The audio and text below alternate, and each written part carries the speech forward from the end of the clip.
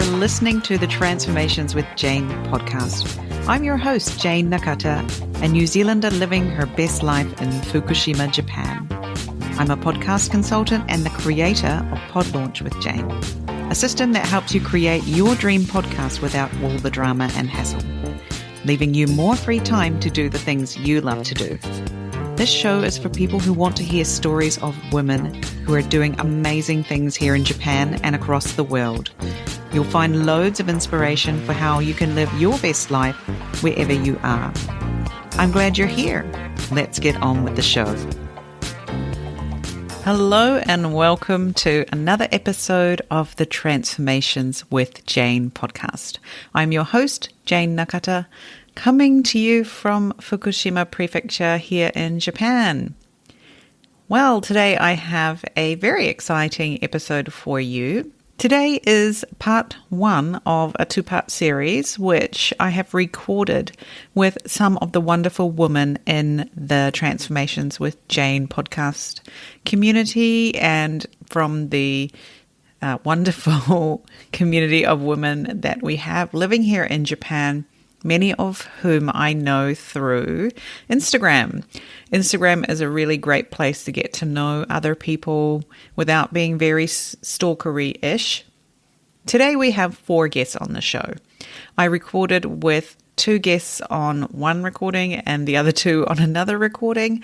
And then I have used my editing magic to mash them all together into this 2-part series.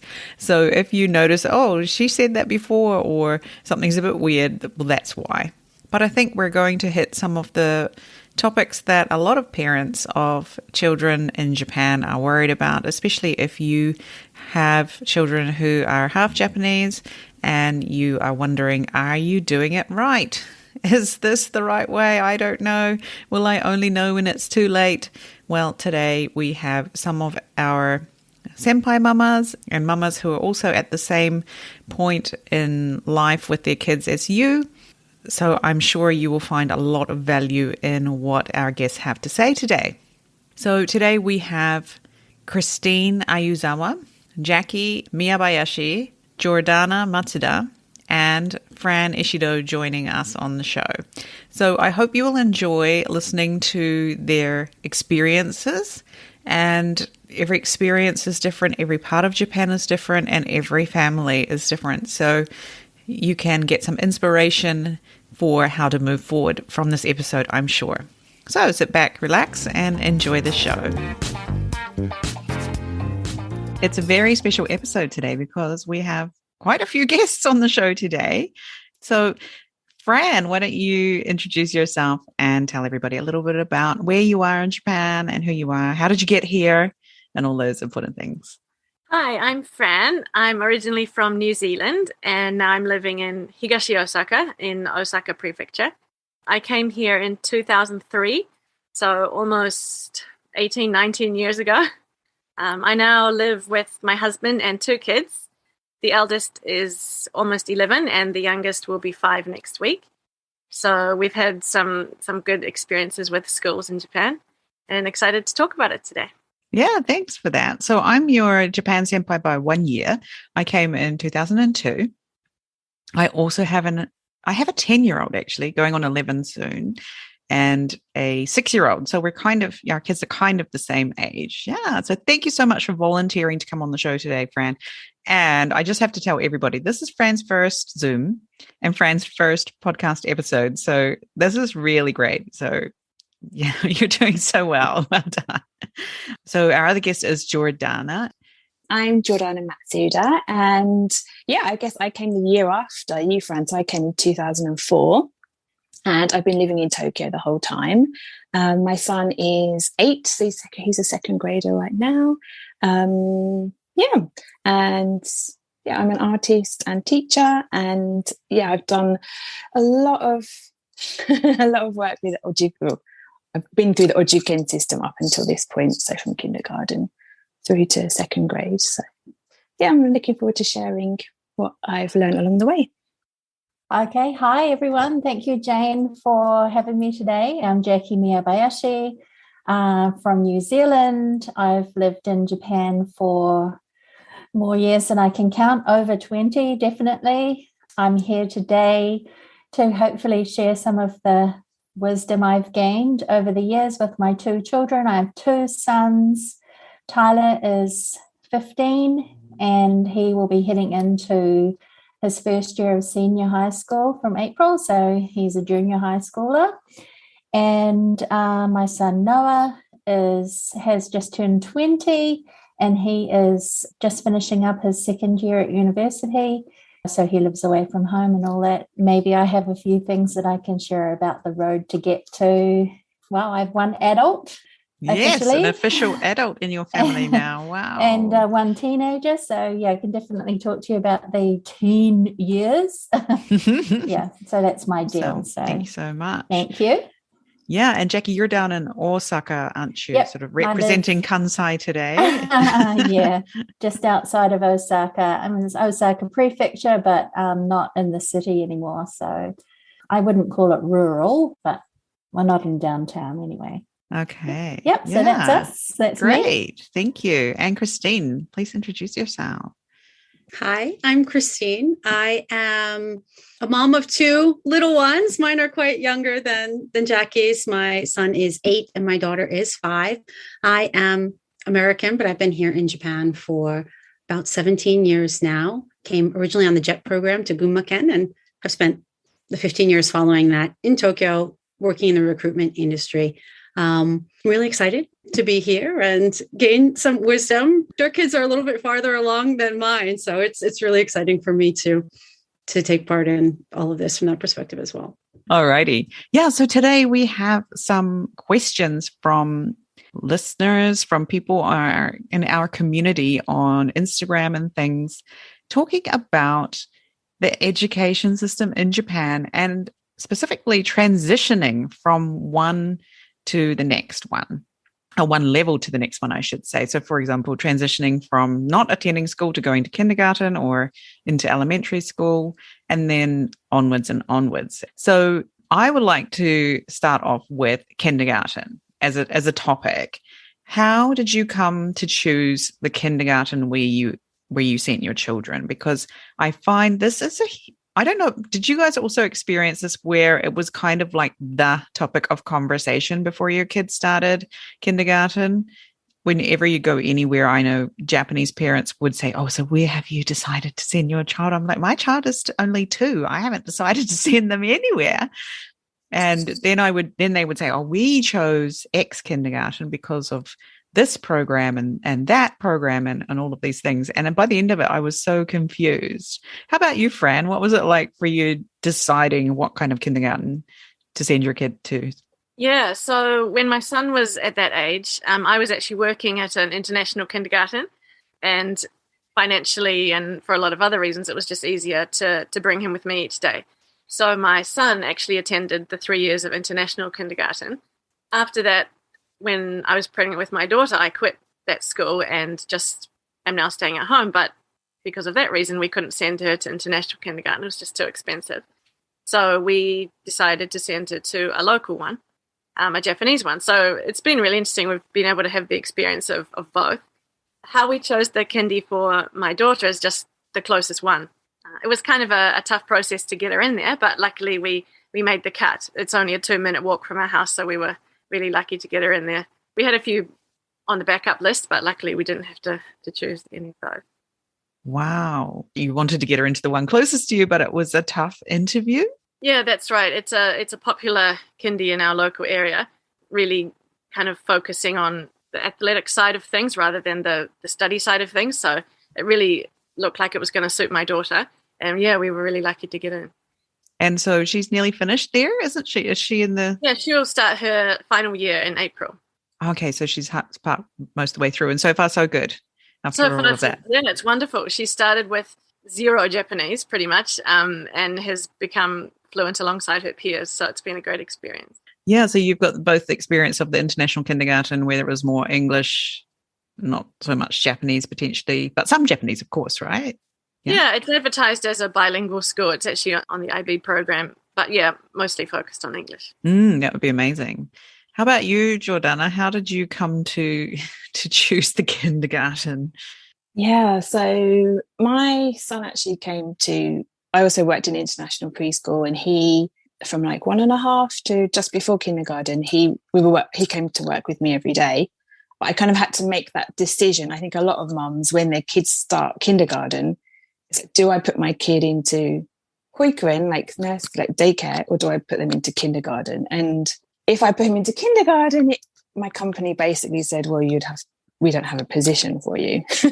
So it was like multiple things to think about at once. Do I keep working and keep him in international school?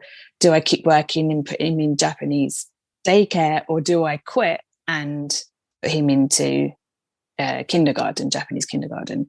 So I really wanted to put him in a Montessori school. So that was like the focus for searching for a school. And in the end, we went for Japanese Montessori kindergarten. And similar to Fran, it was kind of, you had to go through the interview process. So a lot of the mums that I know were very serious about finding the right school, and especially like an escalator school, like one that's from like kindergarten all the way through to high school. And that was just so overwhelming at the time. So we just kind of narrowed it down. We want a Montessori school that is within biking distance, because that was kind of a priority for me after the earthquake in 2011. I wanted somewhere that I could get to quickly if needed. So yeah, we went through the interview process, and as stressed as I was before, because it was all in Japanese, and my Japanese is okay, but in stressful situations, I always get a bit nervous. I think the school really looked at the kid and the parents and how like you interact and talk, and it was a really like not a stressful interview in the end. Like it was built up to be such a thing. But yeah, we got in, and yeah, he really enjoyed the 3 years at the Japanese kindergarten. So I guess we made the right choice. It's still hard to know, isn't it, sometimes? All right. Well, Christine, so your kids are quite young. How about in your family's case? What were some of the things that helped you to choose where you would send your kids? Well, I work full time, and so does my husband. So kindergarten was never in the cards for us in the way it operates here in Japan, to even extend the afternoon and have the kids stay past the regular pickup time would barely be a 4.5-hour workday in Tokyo by the time you commute to and from the office, which is what we were doing when our kids were little a couple of years ago. So I would say hoikuen was just the option that we had in order to keep everything moving in terms of our family. And we were really fortunate when my son was little that we were able to find a hoikuen in our area that took, they call zero saiji, so babies before they turn 1 year old, because a lot of the public daycares in the area at that time didn't start until after the child's first birthday. My son is born in late July, so we would have had to wait until the following April to even be able to consider going back to work. So we were very lucky to find a place, and it's little, and we were basically begging and trying to negotiate with them to squeeze my daughter in, because she's a December baby, to get her locked in before she was in that first year class, so that I could return to work on time for her as well. We were basically talking to the daycare about our pregnancy around the same time as we started talking to our family about our pregnancy. Oh my God, really? So much kind of begging and negotiating to try to get her in, especially because our daycare was in the process of going public. So if she wasn't a student before December 1st or whatever, all applications were going to be shut down for the public process that was starting for the following spring.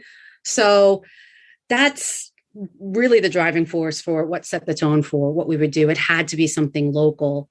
And we don't live in a part of Tokyo where there's tons of international preschools or options like that.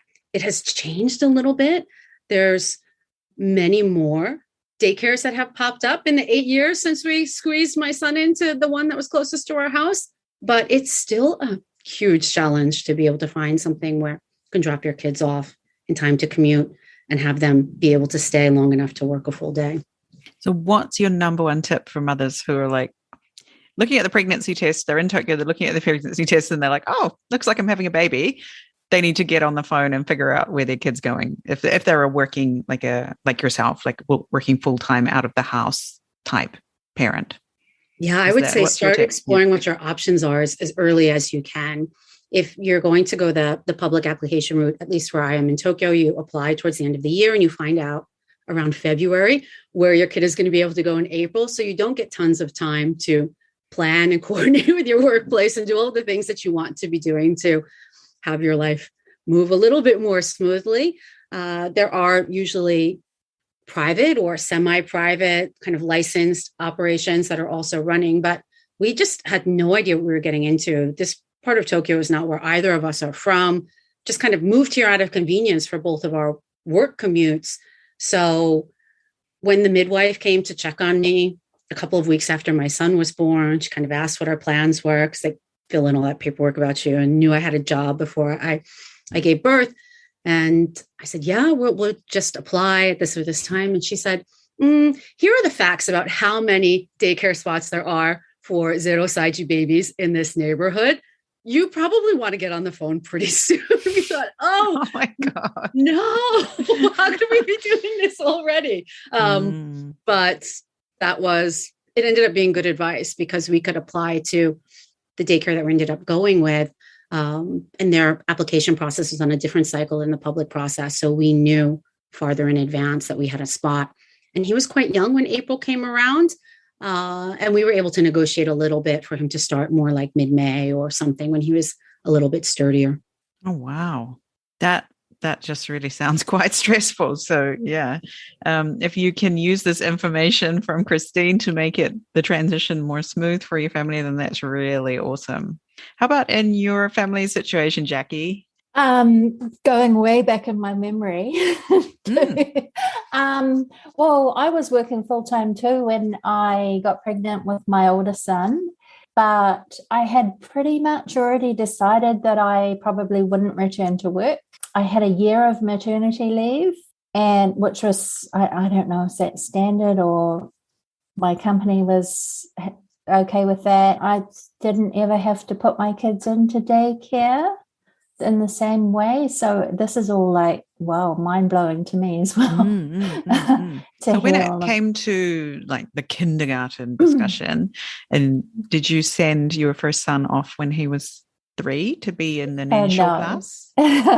No. So I had already decided that my kids would only go to kindergarten for 2 years after they turned 4. And that was following on from what we do in New Zealand, is that well, when I was a kid, you went to kindergarten when you were 4 for 1 year, and then you went off to school when you were 5.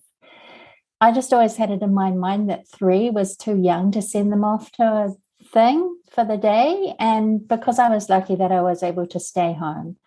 But then that did actually prove to be a little bit difficult to find a place that offered 2-year a 2-year program. Getting a position. Yeah. So, and then around also the same time, we started talking about moving. And so now we live quite far out of the city, but that was part of the conversation, was we wanted our kids to have a garden. We didn't have one in our house where we lived in Osaka City. And then we were able to find the kindergarten that had a 2-year program. So wasn't that easy to get into, but we did, and it was all fine. Yeah, that's something I've noticed, isn't it? That if you only want to be there for the final 2 years of kindergarten, you kind of just have to hope to have a place for you. They don't. Well, basically, I mean, it's changed a lot. I don't know if people know this, but they talk a lot about the decreasing population. And even in between my 2 kids, it's really, really noticeable how that's affecting schools. So when we tried to get Noah into kindergarten, they had, 75 applicants for 20 places in the second year program. We were just really lucky that my husband got up at 4:30 in the morning and queued up outside the gate in order to get a place. That was how it was. First come, first serve in the line.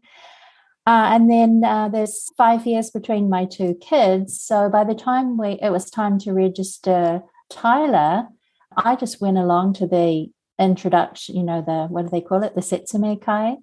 And the principal told me that it would be no worries getting him in. he was also doing a 2-year program, but they had something like 12 applicants for the 20 places. Right.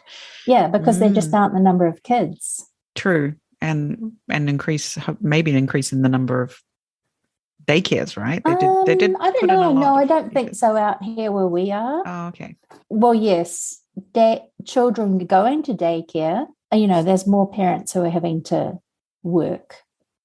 That was one of the big things. And then a lot of the mothers were working as full-time as they could, even with kindergarten. So, yeah, it's changed.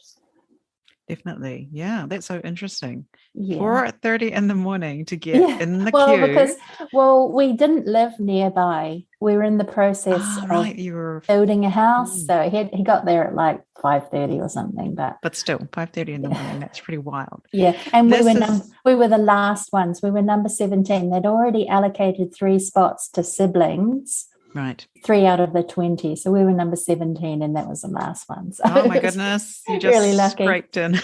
Yeah. Oh, wow.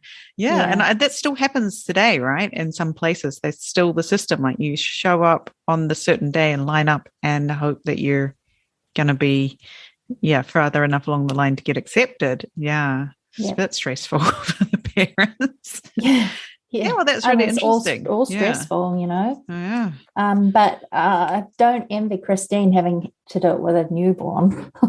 Yeah, right. Yeah, I just remember being absolutely gobsmacked that I needed to make this decision when my kid is still a year or more away from actually starting any kind of kindergarten.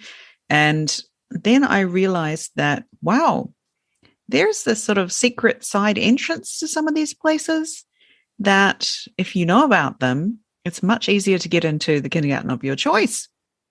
I don't know if you noticed this later, perhaps it's hindsight, and it was definitely hindsight for me, was noticing that. So in my case, there was 3 kindergartens that I was looking at and all within sort of less than 10 minutes drive. So it meant that I could ride a bike there if I had to.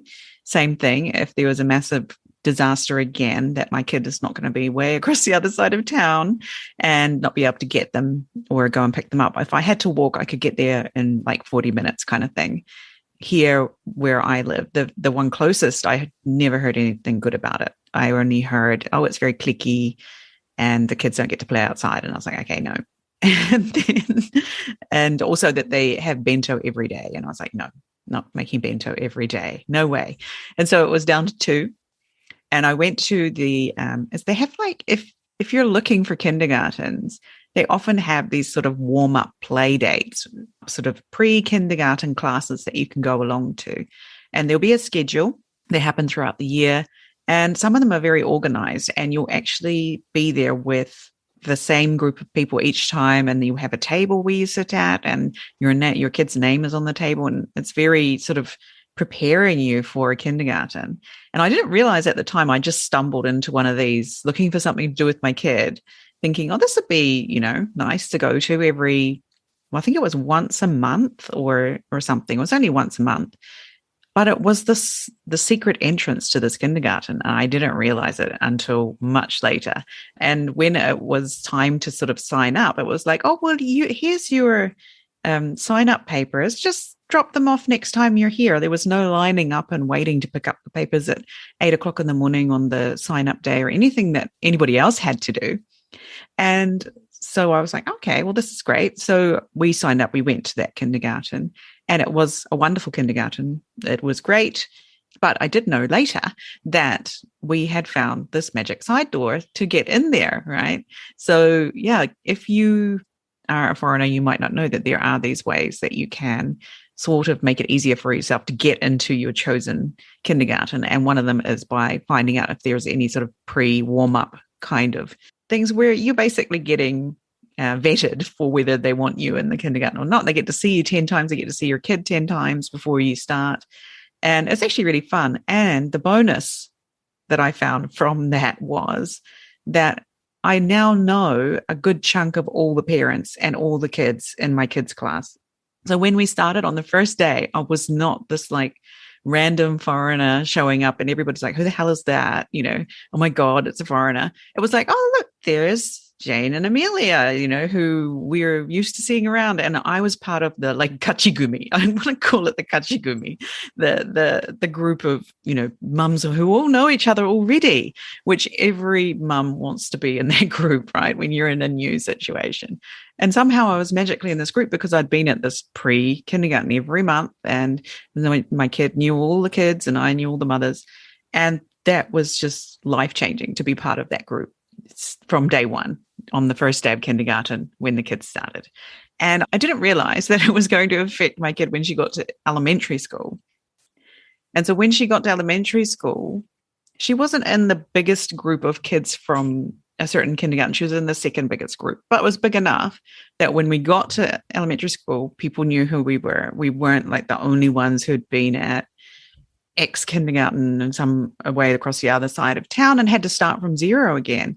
And so I was like, wow, this is interesting. I didn't know that would be a thing, but it is. But I'm really glad that somehow I'm still in the kachigumi here. So yeah, if you're a foreigner in Japan, it could, you might not consider that, but it is something to consider, especially if you struggle with being a new person in new situations like I do. I was just like, I'm so grateful to just know more and more people. Did either of you experience something like that?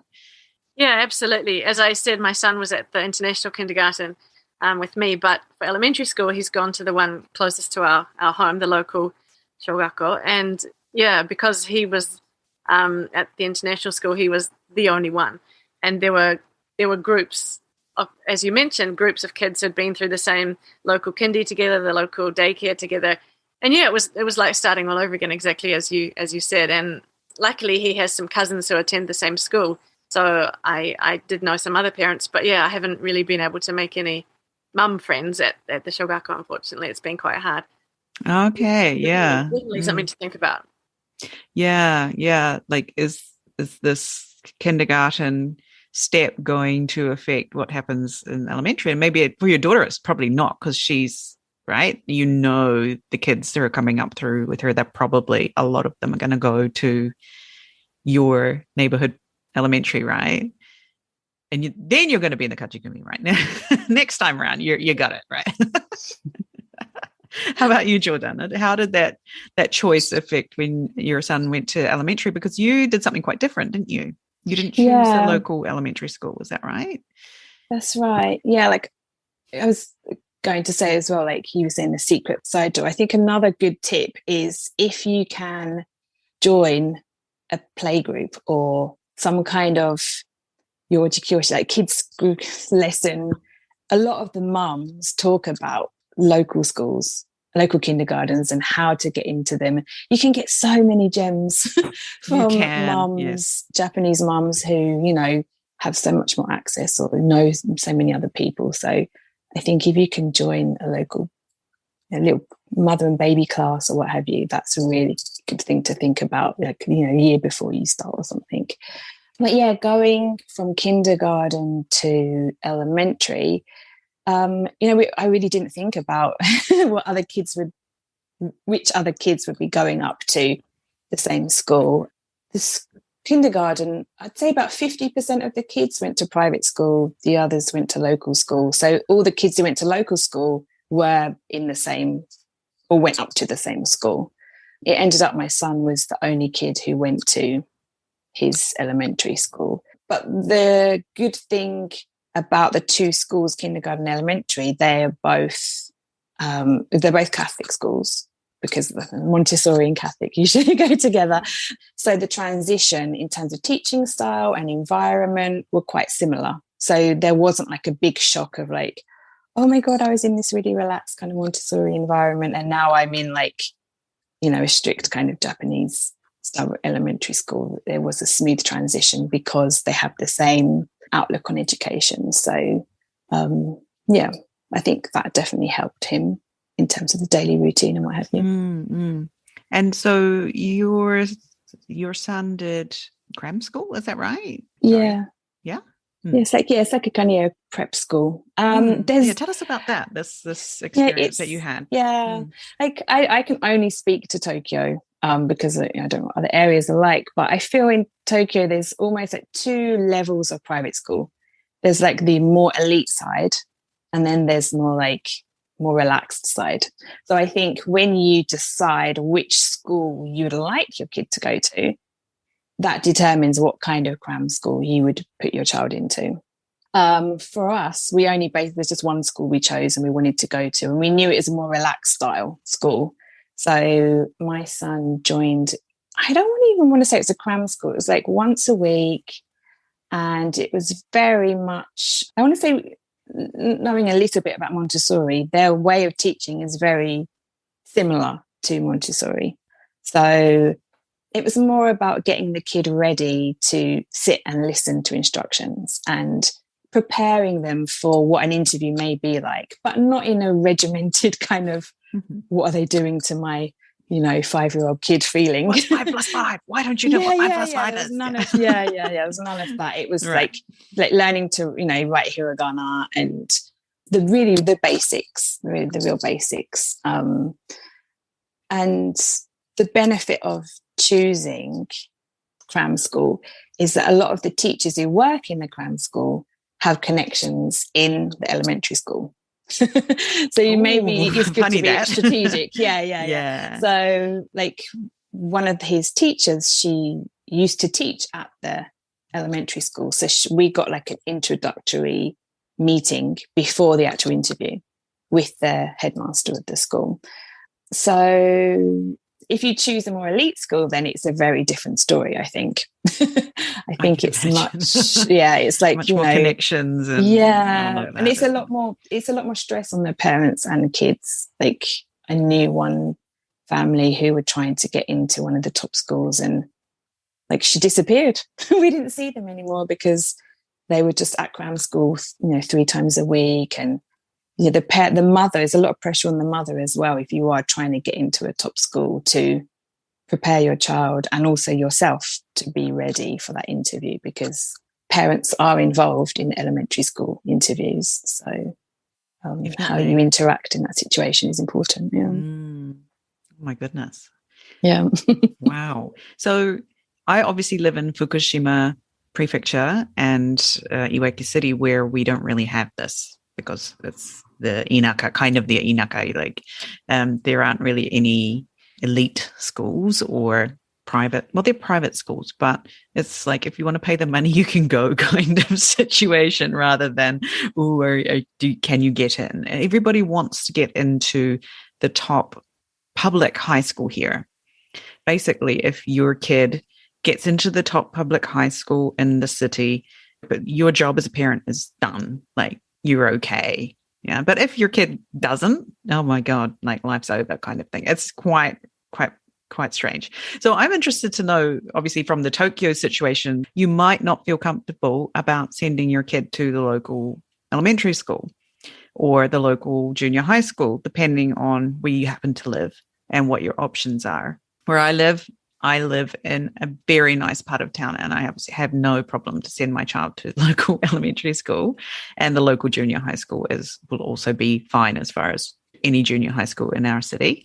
But in Tokyo, and I think in Osaka too, right? It's not the same. Can you speak a little bit about some of the concerns that parents in those parts of Japan have about sending their kids to, when you're deciding when you're going to send your kids to the public school that's in your district or deciding to go private?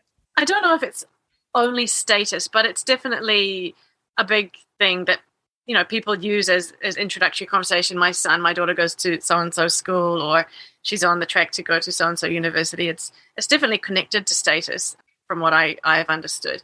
And because of the readily available rankings of public and private schools in Japan, you can find out the quality, or people would like to say the quality of teachers or education in each school. I definitely had reservations about sending my son to the local elementary school just because my parents are teachers. I went to private school. Education is extremely important in my family. And I did worry that the education level might be subpar or be lacking in some way.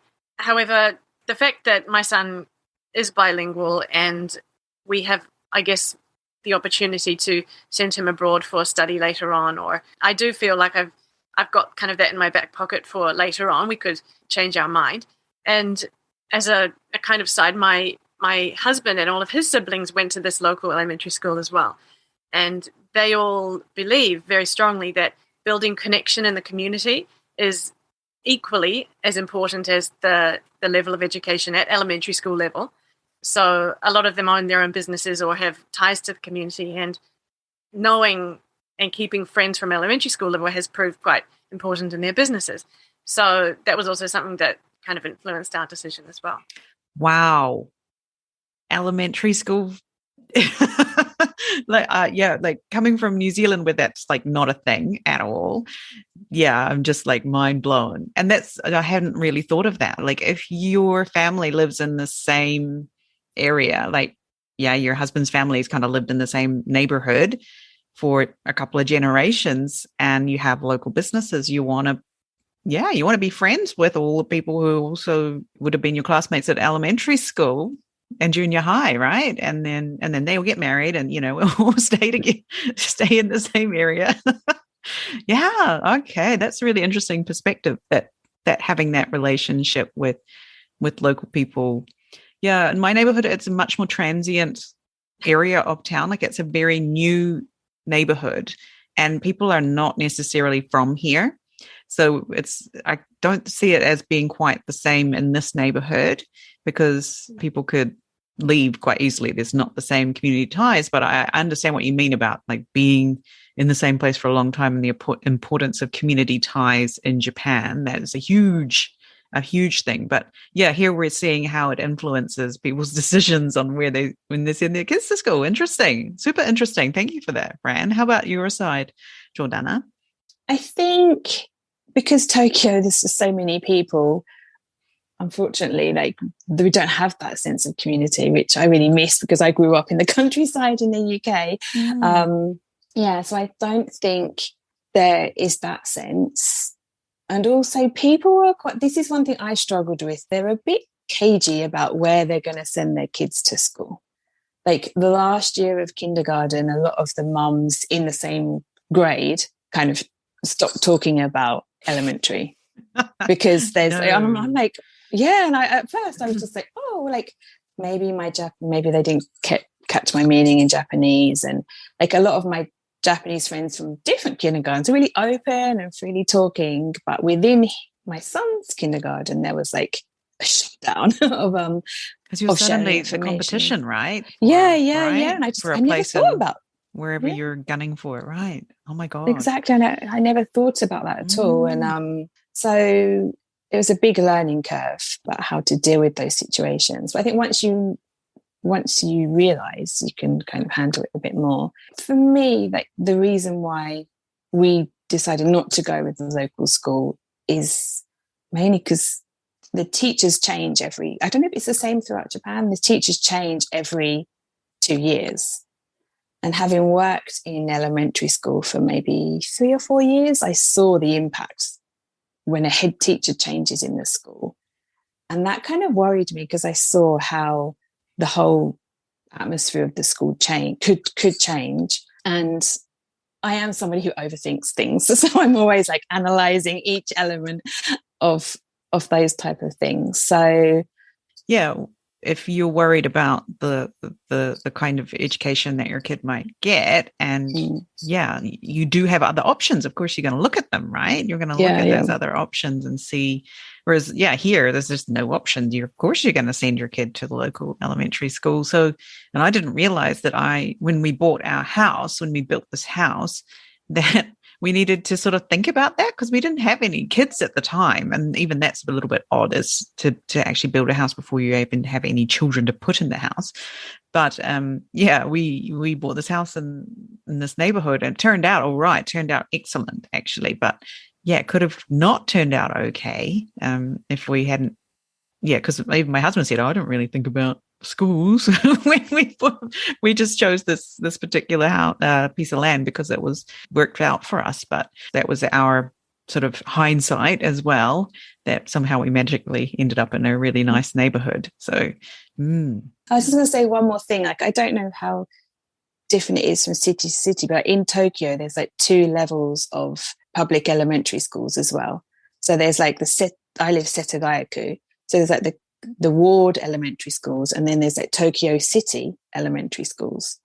Oh. So the local like ward schools, you can just, anybody who lives in that area can go to that school. Yeah.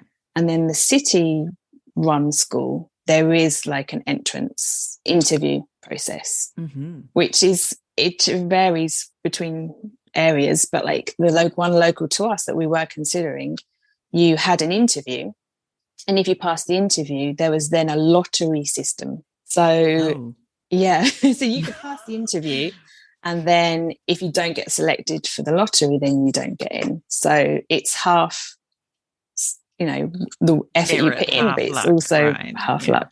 Yeah. It's very Japanese, isn't it? Like, we're just going to pick, like, you're okay, but we're actually going to pick you by just luck, right? Like, we might as well do janken for a place in the school, right? Yeah, there's nothing like being part of an OB or an OG network in Japan, that's for sure. And I noticed that as another magical side entrance to a kindergarten. If you're friends with an OG or an OB from a kindergarten, or even an elementary school, I'm sure they have the same system. They'd like you to introduce people to them. And so I have had quite a few people say to me, "Oh, your kid went to X kindergarten. Could you put me on the list when the piece of paper comes around?" They send home like piece of paper saying, "Do you know anyone who would like to put their child in kindergarten?" And those people, get sort of pushed to the front of the line, because chances are, if you're friends with someone who's already in the kindergarten, you might be a good fit. And so, I noticed there's those sort of ways that you can get in as a friend of someone if you're not a relative. So, I actually had one person who I was like, I'll recommend you. And I recommended them. And then the principal called me and was like, "Oh, you recommended so-and-so. But her address is not on our bus route. It's outside our bus route." And I'm like, "Oh, okay. But you're calling me about this because why?" But I said, "Oh, no, her parents' house is actually on the bus route, and that's where the kid will be going after kindergarten because she works." And they're like, "Oh, okay." So thank God I knew that information, but you're vouching for these people. So you should also be careful who you do recommend, because they reflect back on you as well. Yes. All righty. So Christine, they say in Japan that elementary school is kind of like a wall for especially working mothers, that a lot of working mothers actually don't drop out of the workforce until their kid starts elementary school, because that is more difficult to manage than daycare, where you pay money and you expect that your child will be looked after. And so there's the kind of, it's like a business almost, right? Whereas elementary school is, they're coming home at all times of the day. They're changing the schedule all the time. And obviously some schools have gakudo and you can put your kids in the after school care. But as we've seen recently, those can get shut down, etc. How have you found it with working full time and then having your son go to elementary school? I have to admit, I don't think I've had the full experience in terms of what you're describing, because he started elementary school in April of 2020. Sure. So nothing that we've experienced for the past 2 years has been typical to what I think it's like.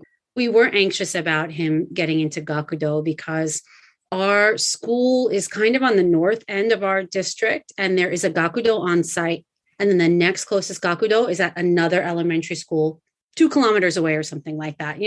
A whole district on the other side of our house. So if he didn't get into this gakudo, we were going to have to try to find some other kind of paid after school care. And that might have been closer to a station, still a couple of kilometers for him to walk in the evenings. And we've been really lucky. We have lucked out in all the situations where they say your siblings could end up in different hoikuen. You might not get into gakudo. We've squeaked through all of those, which has been tremendously lucky. My company moved to more of a flex time working schedule after I returned from maternity leave with my daughter. So that made my working hours a little bit more flexible. And I was thinking, okay, if I need to be the one who is home, because my husband was commuting over 2 hours each way at that time. So if I need to be the one who's home to see him off to elementary school, and I'm not going to get to my office until, 9:30 or something like that, realistically, then maybe I just have to make sure I don't have early morning meetings, and I'll figure out a way to manage it. But it turned out that my office was closed in April of 2020. And, the schools were closed in Tokyo in April of 2020. And he had an outdoor entrance ceremony. One parent was allowed to stand or sit in the field while the kids officially became Ichinensei. And then he didn't enter the school again until the second half of June. We would go every couple of weeks to pick up packets. So I don't really know, because we've been home most of the time. And there have definitely been times, like right now, we're not sending him to Gakudo. The school is doing half days because of how high the case numbers are. Mm-hmm. And so he is coming home at lunchtime, and Gakudo is open, but because we're here in the house and just looking to minimize risk as much as possible, in this current moment, he's coming home and we can manage it. Because having 2 kids in the house while you're working from home is not ideal, but we're fortunate that we have the flexibility at work to navigate it. So I could see why it's more difficult, especially for people who don't have the flexibility in their working hours or who are not able to secure a Gakudo. And a lot of times Gakudo spots can start to kind of dry up as kids become Sannensei or Yonensei, and society thinks they're old enough to be left home alone, but sending, my 8 or 9-year-old to be home alone with the number of earthquakes there are in Japan while I'm working an hour and a half away, I think would be more anxiety than I can handle. So I do understand why it's a decision that forces people's hands. Yeah, definitely. And I look around my neighborhood, there's a lot of working mums in my neighborhood, and I see them coming home with their kids at 7 p.m., like they're getting in the door at 7 p.m. And I'm like, oh my God, my kids are going to bed in half an hour and you guys are just getting in the door. It's rough. Yeah. So I'm really glad that we didn't have to make that decision in our case. It's we've been able to avoid that. But yeah, that's what a lot of parents are dealing with in Japan, right? This lifestyle.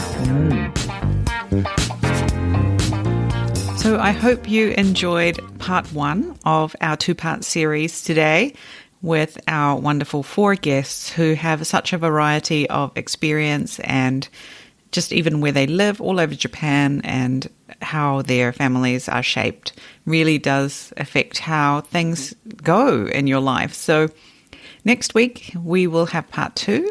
We will be covering some really important topics. Actually, 2 of my favorite topics are in next week's episode, which are bilingualism and the PTA in Japan. So if you're wondering what's it like to be on the PTA, or, oh, I haven't done it yet, should I volunteer this year?